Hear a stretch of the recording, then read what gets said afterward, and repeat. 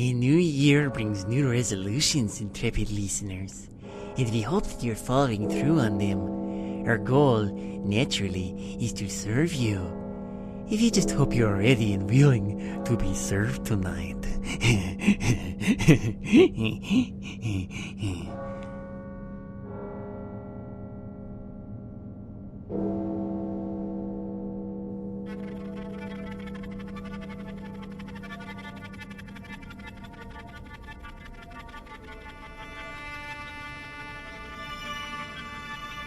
Time continues to tell how we have become increasingly immersed in our own technology, dear friends. The vast network of information we now seem to rely on has proven a fascinating field of understanding how we interface with our own creation. It is wise, though, to remember that being ingrained in anything too long could have a rather adverse effect on the mind.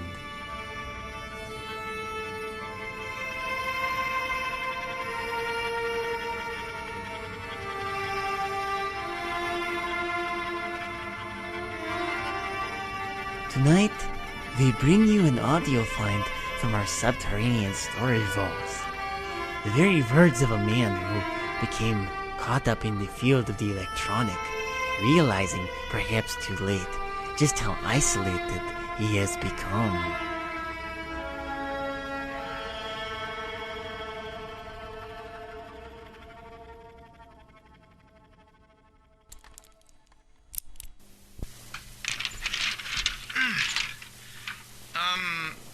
Okay, yeah, got it. I'm not sure why I'm recording this on tape and not just on the computer. I guess I've just noticed some odd things. It's not that I don't trust the computer, I need to organize my thoughts. I need to get down all the details somewhere objective, somewhere I know what I say can't be deleted or changed. Not that that's happened, it's just... everything blurs together here, and the fog of memory lends a strange cast to everything. I think maybe writing this down would be better, but, I mean, I've already started, so... I'm starting to feel cramped in this apartment. Maybe that's the problem. I just had to go and choose the cheapest apartment, the only one in the basement. The lack of windows down here makes day and night seem to slip by seamlessly. I haven't been out in a few days because I've been working on this programming project so intensively. I guess I just wanted to get it done. Hours of sitting and staring at a monitor can make anyone feel strange, I know, but I don't think that's it. I'm sure I'm not sure when I first started to feel like something was odd. I can't even define what it is. I mean, maybe I just haven't talked to anyone in a while. That's the first thing that crept up on me. Everyone I normally talk to online while I program has been idle, or they're simply not logged in at the moment. My instant messages go unanswered. The last email I got from anybody was a friend saying he'd talk to me when he got back from the store, and that was yesterday. I'd call with my cell phone, but reception's terrible down here. Yeah, that's it. I just need to call someone. I'm going to go outside.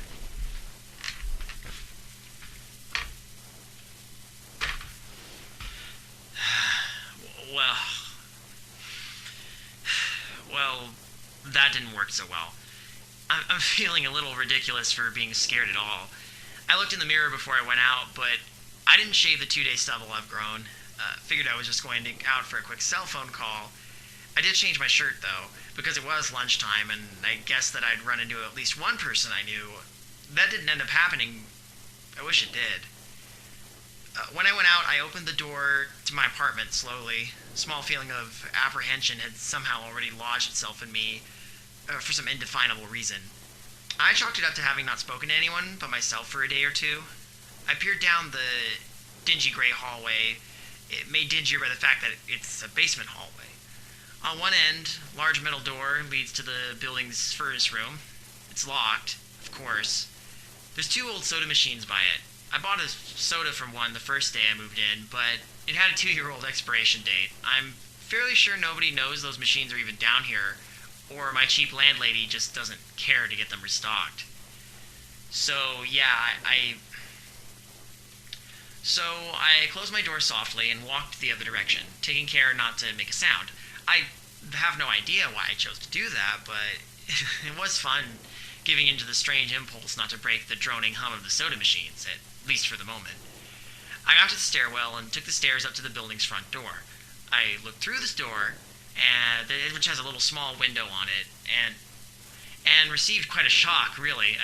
It was definitely not lunchtime. City gloom hung over the dark street outside, and the traffic lights in the intersection in the distance blinked yellow. The dim clouds, purple and black from the glow of the city, hung overhead. Nothing moved, save the few sidewalk trees that shifted in the wind. I remember shivering, though I wasn't cold. Maybe it was the wind outside. I could vaguely hear it through the heavy door, and I knew it was the unique kind of late-night wind. The kind that is constant, cold, and quiet, save for the rhythmic music it made as it passed through the countless unseen tree leaves. I decided not to go outside. Instead, I lifted my cell phone to the door's little window and checked the signal meter. Being in a basement means that I usually don't get crap, so I figured I'd get a better signal there. Luckily, I had full bars, so I figured, hey, time to hear someone else's voice.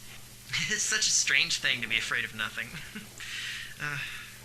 First thing I did was call Amy. It rang once, but then it stopped. Nothing happened. I listened to silence for a good 20 seconds, then hung up. The bar's still full, so I went to dial her number again, but then it rang and it startled me. I answer, and there's this long pause. I was about to hang up when this college-age voice asks me who this is. I give him my name, and he just says, "Sorry, wrong number," and hangs up. Yeah, that was kind of strange. I checked the number, but it wasn't familiar. Then it rang again before I could recover, and it was another unfamiliar number. I went ahead and answered it anyway, but it was Amy's voice that came through. It was a relief to hear her. She said she was at a party on 7th Street. Her phone died right when I called, and she was using someone else's phone to call me back. I told her I was still cooped up in the building, how I didn't realize how late it was, and she said I should join her at this party. I said no.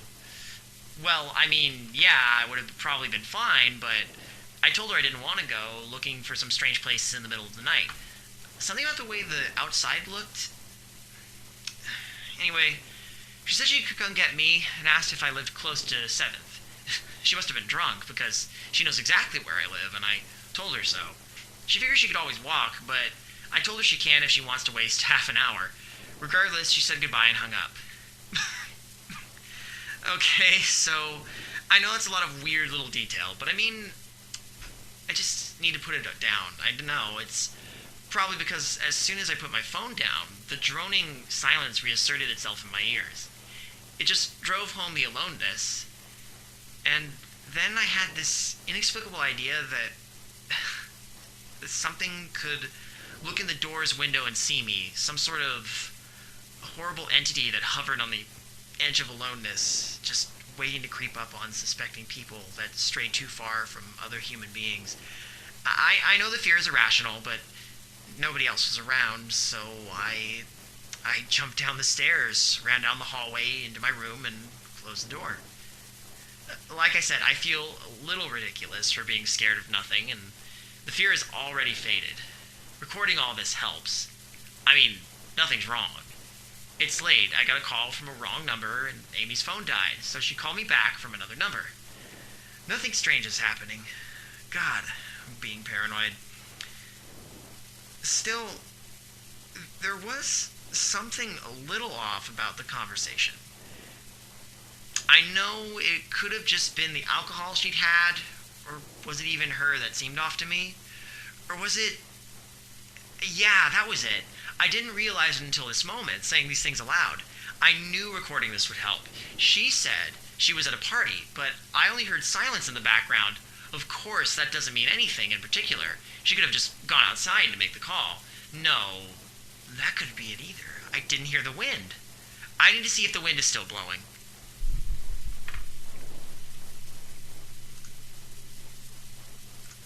Right, it's Monday. I should have started out giving the day or something, because this is kind of like a journal, so...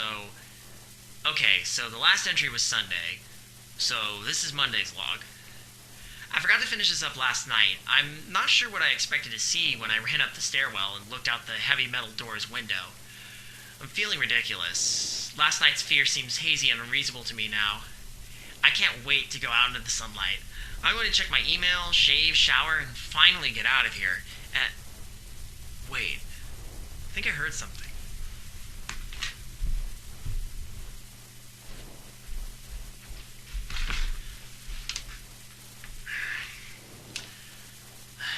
So, it was thunder. That whole sunlight and fresh air thing didn't happen, of course. I went out into the stairwell and up the stairs, only to find disappointment. The heavy metal door's little window showed only flowing water, torrential rain slamming against it. Only a very dim, gloomy light filtered in through the rain, but at least I knew it was daytime, even if it was a gray, sickly, wet day. I tried looking out the window and waiting for lightning to illuminate the gloom, but the rain was too heavy and I couldn't make out anything more than vague, weird shapes moving at odd angles in the waves washing down the window. I turned around, but I didn't want to go back to my room. Instead, I wandered further up the stairs, past the first floor and the second. The stairs end at the third floor, the highest floor in the building. I looked through the glass that ran up the outer wall of the stairwell, but it's that warped, thick kind that scatters the light, not that there was much to see through the rain to begin with. I opened the stairwell door and wandered down the hallway. The 10 or so thick wooden doors painted blue a long time ago were all closed. I listened as I walked, but it was the middle of the day, so I wasn't surprised that I heard nothing but the rain outside. As I stood there in the dim hallway listening to the rain, I had this strange, fleeting impression that the doors were standing like silent granite monoliths erected by some ancient forgotten civilization for some unfathomable guardian purpose. Lightning flashed, and I could have sworn that just for a moment the old grainy blue wood looked like rough stone.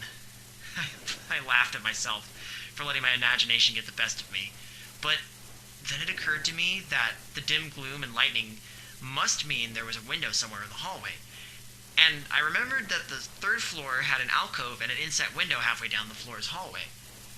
I must be pretty desperate because I was excited to look out into the rain and possibly see another human being.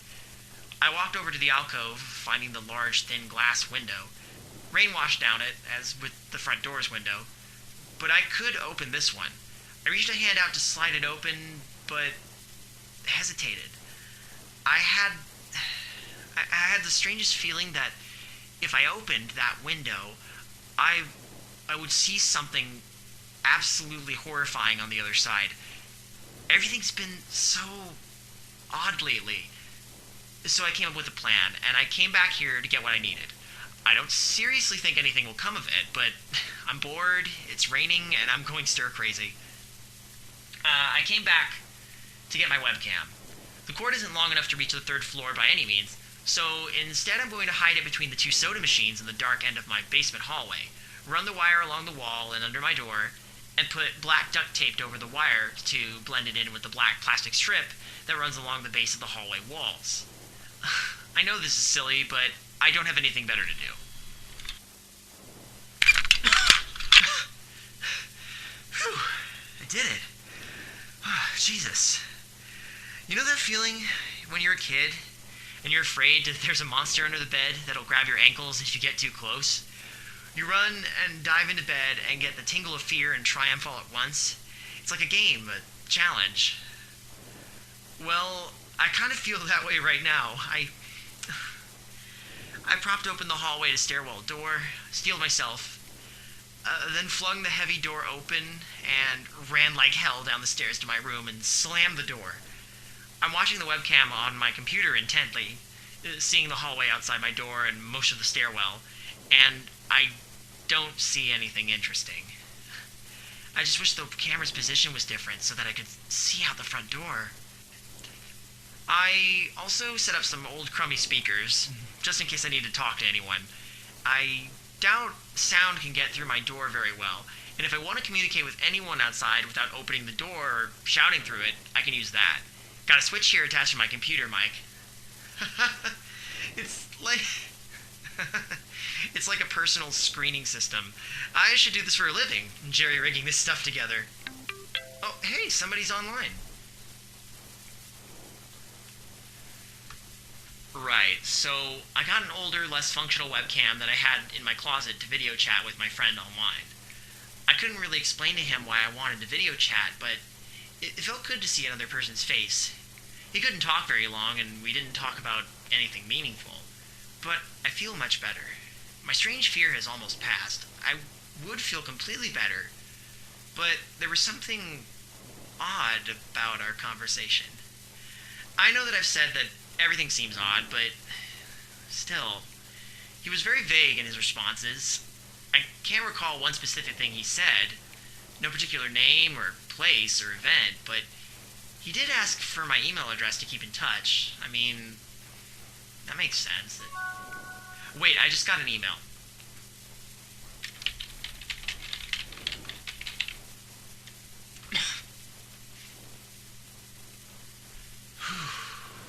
Right, it's from Amy. She wants to meet me for dinner at the place we usually go. I do love pizza. I've been eating random food from my poorly stocked fridge for days, so I can't wait. Again, I feel ridiculous about the odd couple of days I've been having. These tapes are pretty dumb. Makes me sound like some sort of paranoid weirdo. I'll start fresh when I get back. Tape over... Huh? Another email. Oh my god. Oh my god. I almost left the email and opened the door. I almost opened the door, but I read the email first. It was from a friend I hadn't heard from in a long time, and it was sent with a huge number of emails that must have been every person he ever saved in his address list. It had no subject, and all it said was, "Seen with your own eyes, don't trust them, they." Seen with your own eyes, don't trust them, they. What the hell is that supposed to mean? I keep going over and over them. Is it a desperate email sent just as something happened? The words are obviously cut off without finishing. On any other day, I would have dismissed it as spam from a computer virus or something, but the words, "seen with your own eyes," I can't help but listen to these tapes and think back on the last few days and realize that I have not seen another person with my own eyes or talked to another person face to face. The webcam conversation with my friend was so strange, so vague, so eerie. Now that I think about it, was it eerie, or is the fear clouding my memory? My mind toys with the progression of events I've recorded here, pointing out that I have not been presented with one single fact that I did not specifically give out unsuspectingly. The random wrong number that got my name and the subsequent strange return call from Amy, the friend that asked for my email address, I messaged him first, and I saw him online, and then I got my first email a few minutes after that conversation. Oh my god. That phone call with Amy. I said over the phone, I said that I was within half an hour's walk of 7th Street. They know I'm near there. What if they're trying to find me? What if everyone else... Where is everyone else? Why haven't I seen or heard anyone else in days? No. No. This is crazy. This is absolutely crazy. I need to calm down. This madness, this needs to end. This is stupid.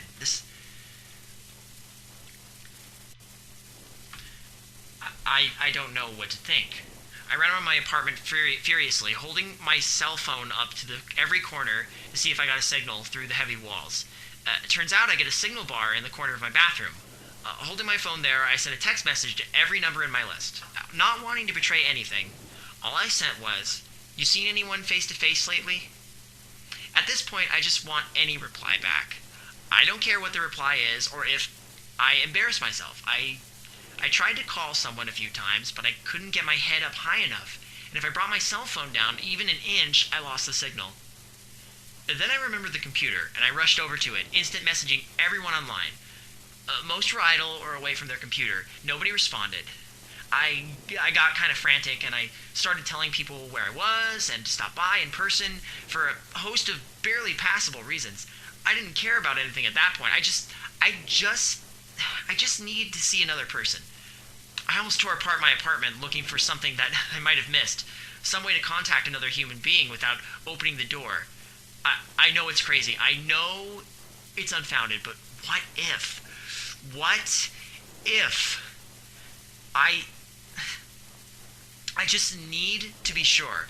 I taped the phone to the ceiling, just in case.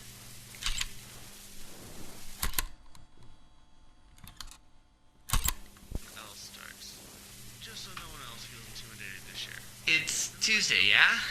Tuesday. Oh, thank God it's Tuesday. Anyway, so my phone rang. I must have fallen asleep because the phone woke me up. I took it in the bathroom and stood on the toilet to get through. It was Amy, and I feel so much better.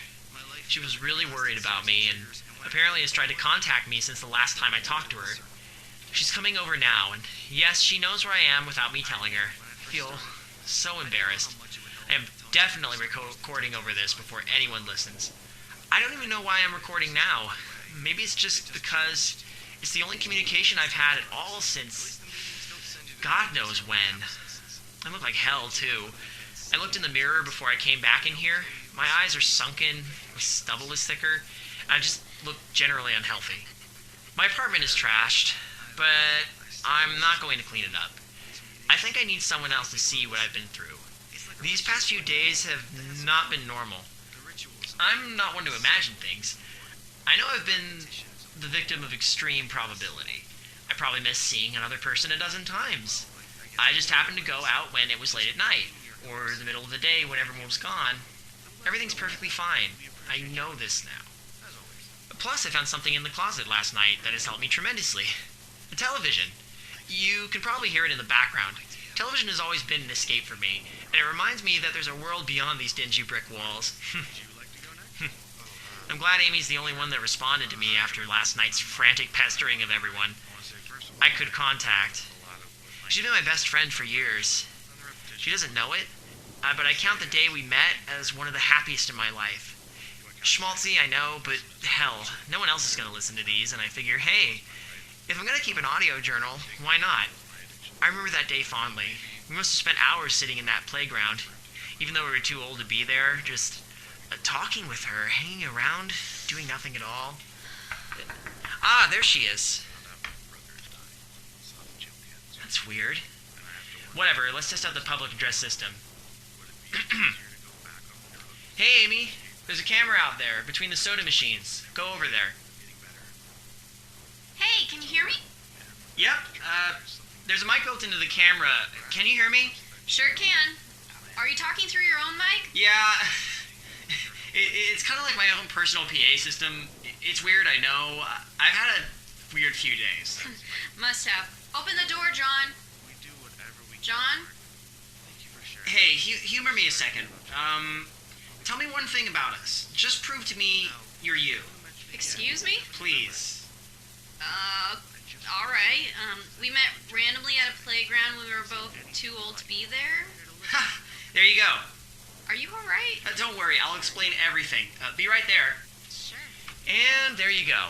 I was being ridiculous, but it's all good. God, I wish this place wasn't such a mess, though. Wait. This is my story. No, I know it was off before. Yeah. So, she couldn't have... No. No! No, just... Ah! John? John, what's going on? Open the door. Everything! It hurt! Everything! God damn it! No, go away! Go away! Go away! John, please, what's wrong? Ah! Ah!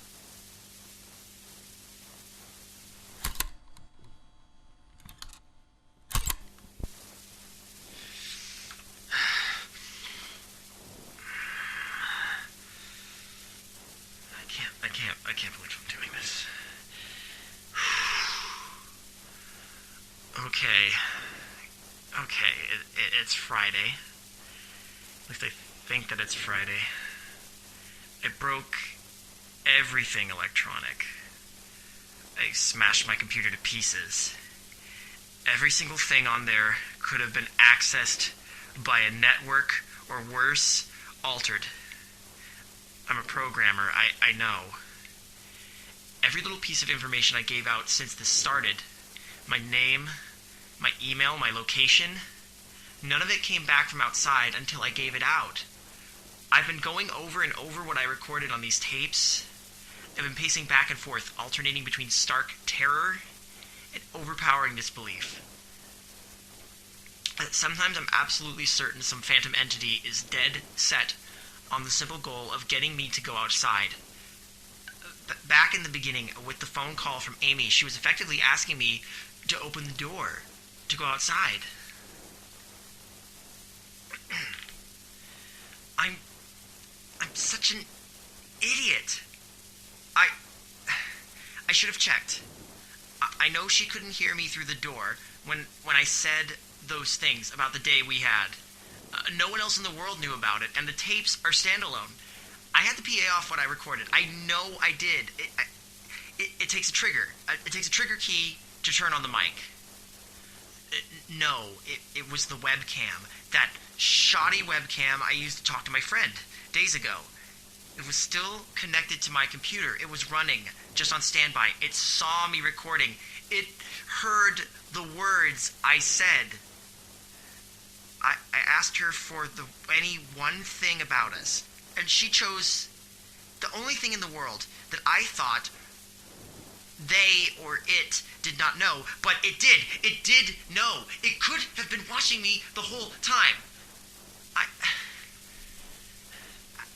keep running through it in my head. One point of view says I've acted like a madman, and all of this is the extreme convergence of probability. Never going outside at the right time is by pure luck. Never seeing another person by pure chance. Getting a random nonsense email from some computer virus at just the right time. The other point of view says the extreme convergence of probability is the reason that whatever's out there hasn't gotten to me already. I keep thinking I never opened the window on the 3rd floor. I never opened the front door. Until that incredibly stupid stunt with the hidden camera, after which I ran straight to my room and slammed the door. I haven't opened my own solid door since I flung open the front door of the building. Whatever's out there, if anything's out there, never made an appearance in the building before I opened the front door. Maybe the reason it wasn't in the building already was that it was elsewhere, getting everyone else. And then it waited until I betrayed my existence by trying to call Amy. A call which didn't work until it called me and asked me my name. God, that email. Was it from someone trying to get word out? Some friendly voice desperately trying to warn me before it came? Seen with my own eyes, don't trust them. Exactly what I've been so suspicious of. It could have masterful control of all things electronic, practicing its insidious deception to trick me into coming outside. Why can't it get in? It knocked on the door. It must have some solid presence. The door, the image of those doors in the upper hallway as a guardian monolith flashes back to my mind every time I trace the paths of my thoughts. If there is some phantom entity trying to get me to go outside, maybe it can't get through doors. I keep thinking back over all the books I've read or movies I've seen, trying to generate some explanation to this. Doors have always been such intense foci of human imagination, always seen as wards or portals of special importance. Or perhaps the door is just too thick? I know that I couldn't bash through any of the doors in this building, let alone the heavy basement ones. Aside from that, the real question is, why does it even want me? If it just wanted to kill me, it could do it in any number of ways, including just waiting until I starve to death. What if it doesn't want to kill me? What if it had some far more horrific fate in store for me? God, what can I do to escape this nightmare? Shit. I told the people on the other side of the door, I need a minute to think, and I'll come out. I'm really just recording this so I can figure out what to do. At least this time, I heard their voices. My paranoia, and yes, I recognize I'm being paranoid, has me thinking of all sorts of ways that their voices could be faked electronically.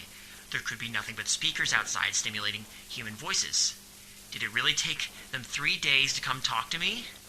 Amy is supposedly out there, along with 2 policemen and a psychiatrist. Maybe it took them 3 days to think of what to say to me. The psychiatrist's claim could be pretty convincing. If I decide to think that this has all been a crazy misunderstanding and not some entity trying to trick me into opening the door. The psychiatrist has an older voice, authoritarian but still caring. I like it. I'm desperate just to see someone with my own eyes. He said I have something called Psychosis, and I'm just one of a nationwide epidemic of thousands of people having breakdowns triggered by a suggestive email that got through somehow.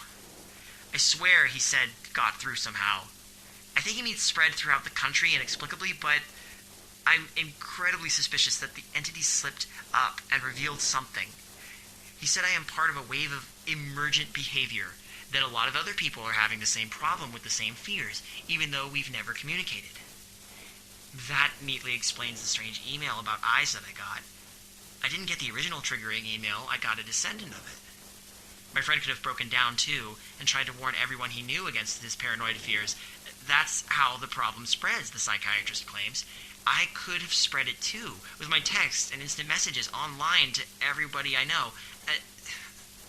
One of those people might be melting down right now after being triggered by something I sent them. Something that might interpret any way that they want. Something like text saying, "Seen anyone face to face lately?"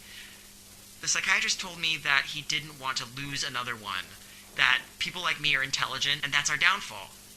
We draw connections so well that we draw them even when they shouldn't be there. He said it's easy to get caught up in paranoia in our fast-paced world, a constantly changing place where more and more of our interaction is simulated. I have to give him one thing. It's a great explanation. It neatly explains everything. It perfectly explains everything, in fact. I have every reason to shake off this nightmarish fear that something or consciousness or being out there wants me to open the door so it can capture me for some horrible fate worse than death.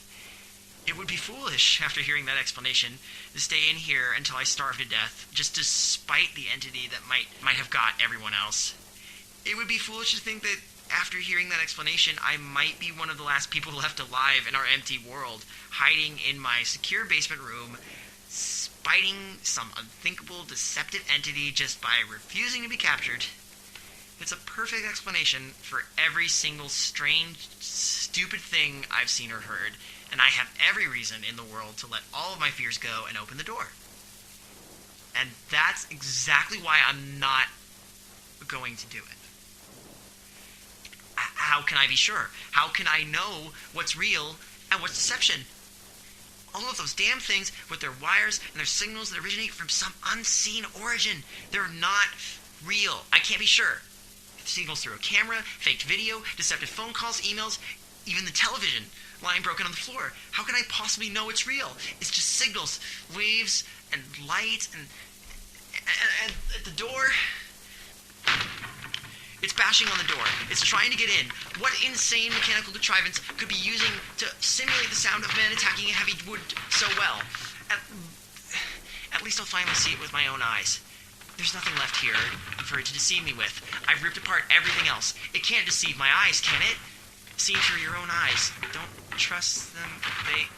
Wait. Was that desperate message telling me to trust my eyes? Or warning me about my eyes too? Oh my God, what's the difference between a camera and my eyes? They both turn light into electrical signals. They're the same. I can't be deceived. I have to be sure. I have to be sure!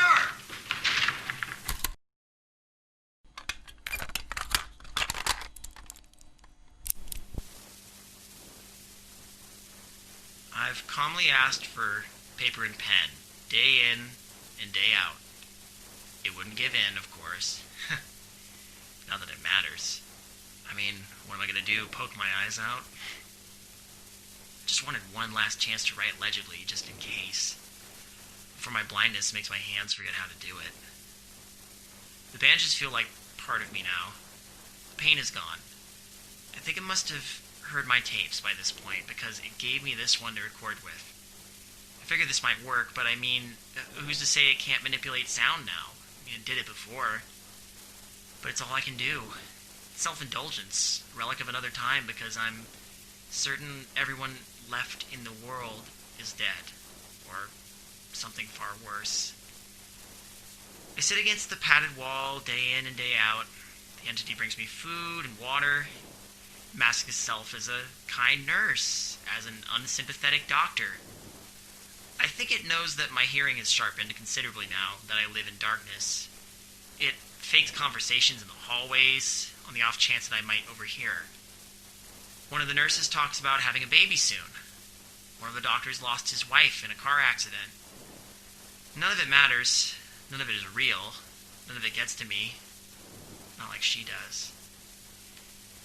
And that's the worst part. The part I almost can't handle. The thing comes to me masquerading as Amy.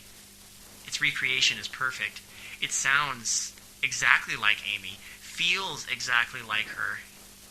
It even produces a reasonable facsimile of tears that it makes me feel on its lifelike cheeks. When it first dragged me here, it told me all the things I wanted to hear. It told me that she loved me. That she had always loved me. That it didn't understand why I did this. That we could still have a life together if only I could stop insisting that I was being deceived. It wanted me to believe. No, it needed me to believe that she was real. I almost fell for it. I really did. I doubted myself for the longest time. In the end, though, it was all too perfect, too flawless, all too real. The false Amy used to come every day, and then every week, and finally stopped coming altogether. But I don't think the entity will give up. I think the waiting game is just another one of its gambits. I will resist it for the rest of my life, if I have to. I don't know what happened to the rest of the world, but I do know that this thing needs me to fall for its deceptions. If it needs that, then maybe, just maybe, I am a thorn in its agenda. Maybe Amy is still alive out there somewhere, kept alive only by my will to resist the deceiver. I hold on to that hope, rocking back and forth in my cell to pass the time. I will never give in. I will never break. I am a hero. Well, are you satisfied? This one has resolve. Yes, but he is clearly delusional. He continues to resist any and all mental treatment. It's impressive, but ultimately useless. Clearly delusional and mentally unsound. Indeed. After all, a sane man would have fallen for the deception long ago. It cannot last. You will go to his cell, Puppet, and tell him again that nothing is wrong, and he is not being deceived.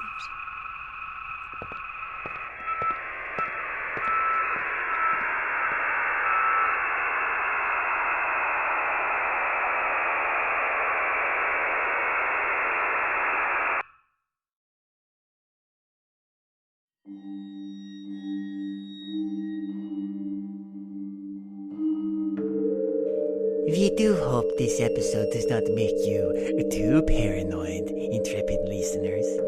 Your bravery has carried you this far before, but it is a scary thought when you wonder what truly is real and what is simulated sometimes. It can be hard to tell the difference. Well, at least as long as you don't have nerve filaments wrapped around your head and into your eyes, turning you into a mindless drone for some unknowable, malignant force. Until then, be wary of your doubts. And until next we convene, pleasant dreams.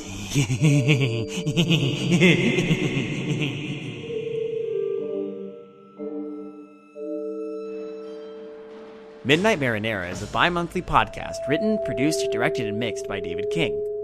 This episode features the voice talents of David King, yes, hi, me again, Kaela Berry, and Matt Holley. Psychosis is based on the original short story by Matt Dymersky. You can keep tabs on his work by checking out his blog at mattdymersky.com. Comments, suggestions, information about how many times one must knock on that odd little door in the basement to gain entry? Please feel free to leave feedback wherever you listen to this. Email us at midnightmarinara@gmail.com or follow us on Twitter or Tumblr. And hey, if you want to contribute a little something to the show, other than time, blood, sweat, or spirit contracts, consider becoming a patron and supporting Midnight Marinara's Patreon page with a small monthly donation. Thanks for listening.